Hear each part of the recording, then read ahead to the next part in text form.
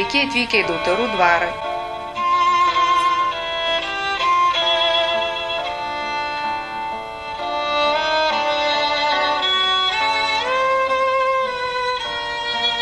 Į Žemaitijos pakraštį, prie Lietuvos ir Latvijos sienos.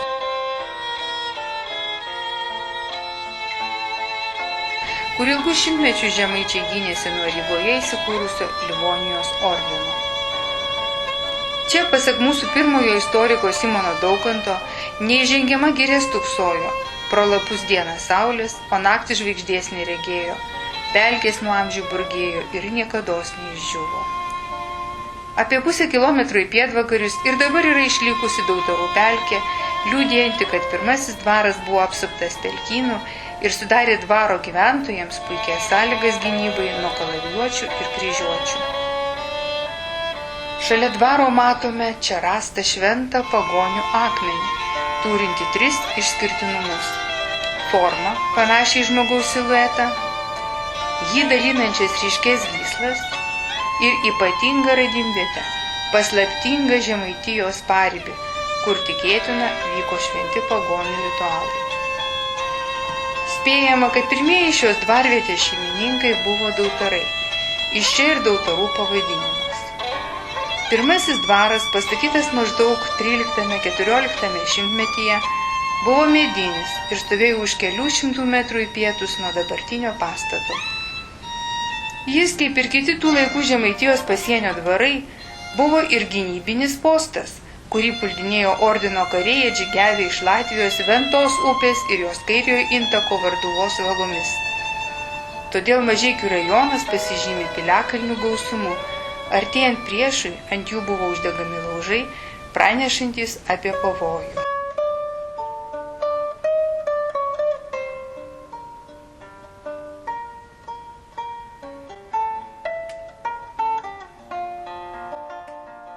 Nuo 16 amžiaus vidurio iki 19 amžiaus pradžios Dautarų dvaras priklausė vienai garsiausių žemaičių bajorų giminiai – Šukštoms.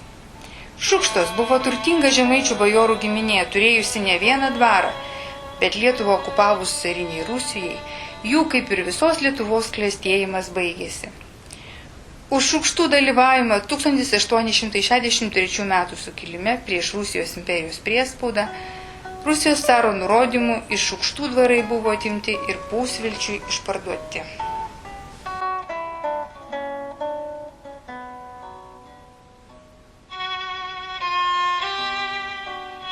Tuomet dvarą įsigijo Rusijos carui artima vokiečių baronų von Bokų giminė. Jiems buvo svarbu, kad dvarvietė yra netoli anksčiau vokiečiams priklausiusios Latvijos, tuomet vadintos Kurliandijos. Visi dabartiniai dvaro pastatai yra vokiškos architektūros. Juos XIX amžiaus antroje pusėje baronai von Bokai pastatė iš dvarvietėje degtų plytų, panaudodami gerą vietinį molį. Vokišką pastato stilių atspindi ne tik jam būdingos raudonos plytos, bet ir vokiškas racionalumas, saikingumas, geros proporcijos. Rūmai yra nedideli, tad jų šildymas ir aptarnavimas nebuvo brangus. Patalpų išplanavimas patogus gyvenimui. Pirmame rūmo aukšte buvo virtuvė, tarnų valgomasis, pagalbinės patalpos, podėlis, todėl čia lubos sąlyginai žemos. Antras aukštas yra reprezentacinis, todėl gerokai erdvesnis. Čia buvo salės, svečių priėmimo kambariai, šeimininko darbo kambarys, biblioteka.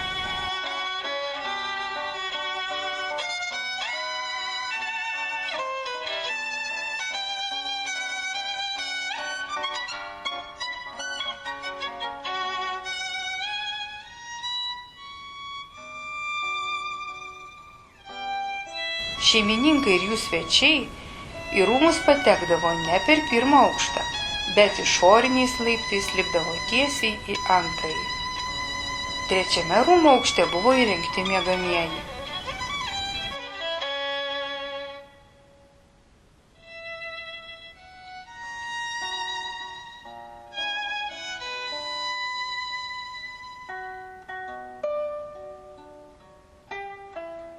Priešais rūmus, kaip įprasta dvaruose, yra patogus privažiavimo ratas. Atvykę ponai išlipdavo prie paradinių durų, o po to karietos būdavo sustatomos tolėliau ratu. Už kelių šimtų metrų į pietus nuo rūmų stovėjo svirnas. Ten buvo laikomi grūdai, šalia jo ledainė. Šaldytuvus atstodavo iš ežerų ir upių į ledainę suvežti dideli ledo gabalai. Ten laikydavo maisto atsargas.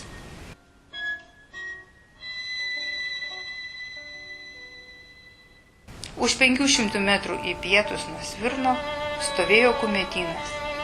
Lauko darbininkų, samdinių pastatas.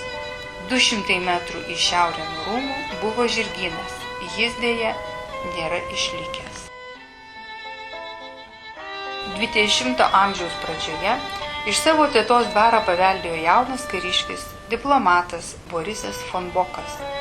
Tuo metu Borisas von Bokas buvo neseniai vedęs antro pagal rangą Rusijos imperijos asmens vyriausybės vadovo Piotro Stolaipino dukrą Mariją. Abu jaunavedžiai be didesnių rūpesčių mėgavosi dviejų galingiausių Europos imperijų – Vokietijos ir Rusijos aukštuomenės gyvenimu. Dėl savo kilmės ir įtakos buvo globojami Vokietijos ir Prūsijos imperatoriaus Vilhelmo II ir Rusijos caro Nikolajaus II. Dalyvaudavo jų rengiamuose pokyliuose. Borisui von Bokui paveldėjus Dautarų dvarą teko nelengva užduotis, ką su juo daryti. Po ilgų svarstymų buvo nuspręsta, kad Borisas palieka diplomatinę tarnybą Vokietijoje ir kartu su žmona Marija, Rusijos ministro pirmininko Piotro Stolaipino dukra, atsikėlė gyventi į Dautarus. Savo prisiminimuose Marija von Bok aprašo, kaip skausminga jiems buvo palikti ištaigingus Berlyno ir Sankt Peterburgo karališkosius rūmus, bet ypatinga žemaitiška šios vietos aura pasirodo buvo stipresnė, sugebėjo į atokų provincijos užkampį atvilioti vieną įtakingiausių to meto Europos porų. Rusijos vyriausybės vadovo Stolaipino patvarkymu šalia Dautarų dvaro buvo nutiesta geležinkelio atkarpa ir pastatyta mūrinė geležinkelio stotis specialiai jo dukrai Marijai. Nes von Bokai dažnai keliaudavo pas gimines į Peterburgą ir Berlyną.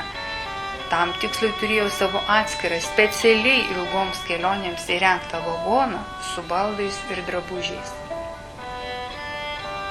Pats Piotras Stolaipinas taip pat lankėsi pas dukrą Dautarų dvare.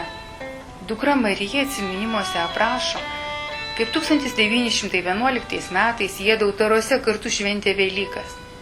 Dvaro balkone žaidė bridžą, gėrė punšą, jodinėjo žirgais. O po pusmečio Piotras Stolaipinas buvo nušautas tų, kurie priešinosi jo vykdomoms Rusijos reformoms. Dvaro parke tuo metu augo Juodkalnijos kunigaikštienės Milicijos Nikolajevnos von Bokams dovanotas alyvų krūmas. Dvaro bibliotekoje buvo laikoma ypatinga garsaus rusų poeto Lermontovo biblioteka ir raudonmedžio baldų kolekcija. Lietuvai atgavus nepriklausomybę ir įvykdžius žemės reformą, didelė dalis dvarų žemių buvo padalinta valstiečiams. Dautarų dvaras pradėjo palaipsniui nykti. Von Bokai užstatė jį bankui su visa garsiaja biblioteka ir išvyko gyventi į Vokietiją. Taip, po šimtmečio, 1933 metais, Dautarų dvaras vėl sugrįžo lietuviams. Dvarą per varžytinės nusipirko karo daktaras Kazimieras Nasvytis, žinomų brolių architektų Vytauto ir Algimanto Nasvyčių ir ilgametės radijo diktorės Undinės Nasvytytės tėvas. Iki sovietų okupacijos Nasvyčių šeima čia praleisdavo savo vasaras, o dvaras vėl suklestėjo, versdamasis žemės ūkiu, gamindamas plytas bei pardavinėdamas durpes iš Dautarų pelkyno. Komunistai iš Nasvyčių dvarą atėmė, ten buvo įkurta pradinė mokykla, vėliau kolūkio kontora, o galiausiai apgyvendintos vargingos šeimos. 50 metų dvaras nebuvo remontuotas, autentiški baldai ir kitas turtas išvogti, vertingi parko medžiai iškirsti ir sukūrenti, tvenkinys nusausintas, pats parkas virto nepraeinamu brūzgynu. Atkūrus Lietuvos nepriklausomybę, Undinė Nasvytytė su broliais susigrąžino dvarą labai prastos būklės. Dvaro rūmų stogas įgriuvęs, perdenginiai avarinio stovio, kitų pastatų likę tik pamatai ir dalis sienų. Parkas užžėlęs menkaverčiais augalais. Todėl pasitarę nusprendė parduoti dvarą savo bičiuliams bajorams Juknevičiams. Architektai restauratoriai Gražinai Juknevičienei ir fizikos mokslo daktarui Antanui Juknevičiui. 7 metus truko dvaro restauravimas.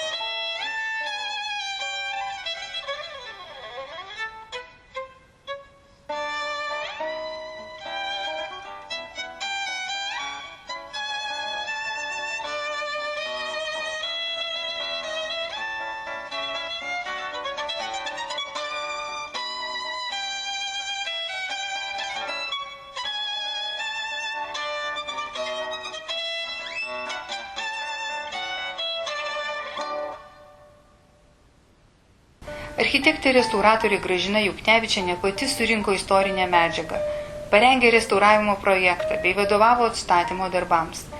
Ieškodama dvaro atkūrimui lėšų, ji parengė nemažai kitų dvarų restauravimo projektų.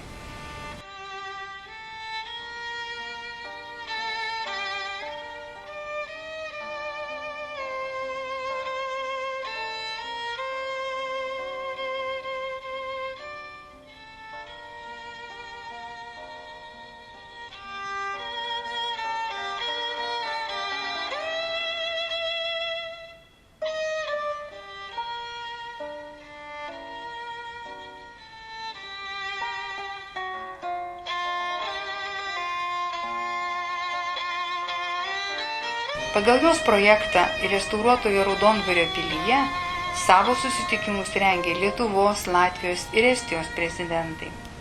Būdama puikiai savo srities specialistė ir negalėdama susigrąžinti Baltarusijoje esančios savo giminės Skokų dvaro, Juknevičienė Skokauskaitė savo daugiametę architektės restauratorės patirtį, bajorišką intelektą bei meilę istorijai įkūnijo Dautarų dvare. Kruopščiai ir sąžiningai atkūrė visas autentiškas dvaro interjero detalės – erdves, lipdinius, rozetes, sieninę tapybą.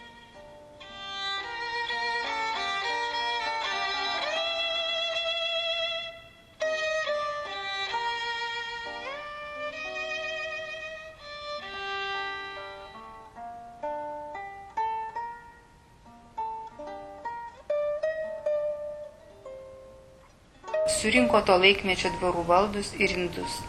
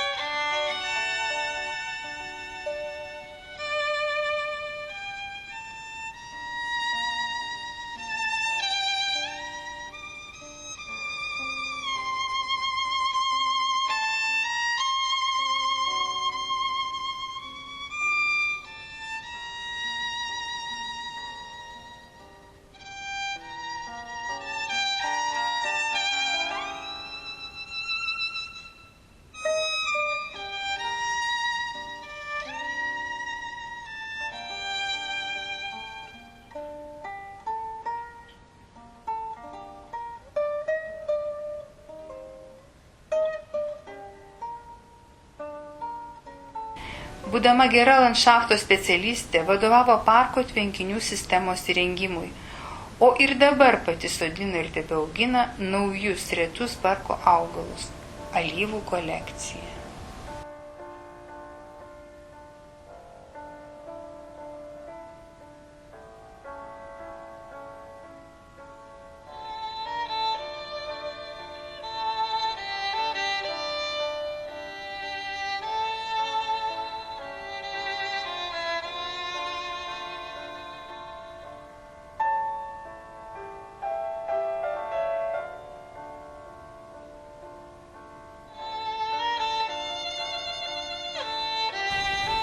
Svirne įrengtas molio keramikos centras.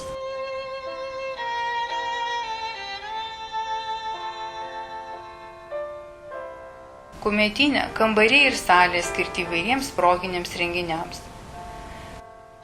Kultūros paveldo specialistai Dautarų dvarą laiko Lietuvoje vienu geriausių autentiškai restauruotų privačių dvarų. Dautarų dvaro savininkai Gražina ir Antanas Juknevičiai, pagal kilmę būdami tikri bajorai, nepamiršo, kad būtent dvarai buvo svarbiausi kultūros židiniai, o bajorai menininkų mecenatai. Todėl savo dvarą pavertė ne uždarų privačių objektų, o visiems atvirų kultūros židinių šiaurės vakarų Lietuvoje. Čia vyksta molio keramikos pamokos vaikams,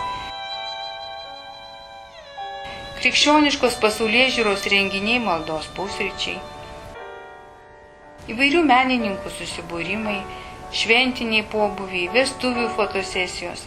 Parkas ir dvaras yra gausiai lankomas turistų ne tik iš Lietuvos. Nuo 2013 metų dvare rengiami muzikos festivaliai, kuriuose pasak legendinio muzikanto ir festivalių vedėjo Jono Mašanausko groja ir dainuoja geriausi Lietuvos virtuozai. Ne kartą griežė smuikininkas Vilhelmas Čepinskis, Martynas Švėgžda, von Bekeris, Styginių Čiurlionio kvartetas, grojo Baltijos gitarų kvartetas, pasirodė Giedrius Kuprevičius, garsi Šopeno atlikėja Šviesė Čepliauskaitė, Saulius Šiaučiulis, Virgilijus Noreika, Judita Leitaitė, Irena Milkevičiūtė, Liudas Mikalauskas,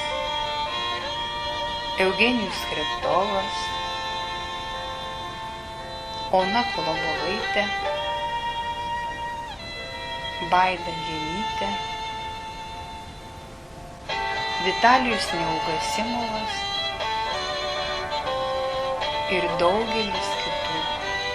Prieš kelis metus mūsų smuiko virtuozas Vilhelmas Čepinskis Dautarų dvare įrašė savo aranžuotų romansų kompaktinę plokštelę, kurios muzika skamba ir jums.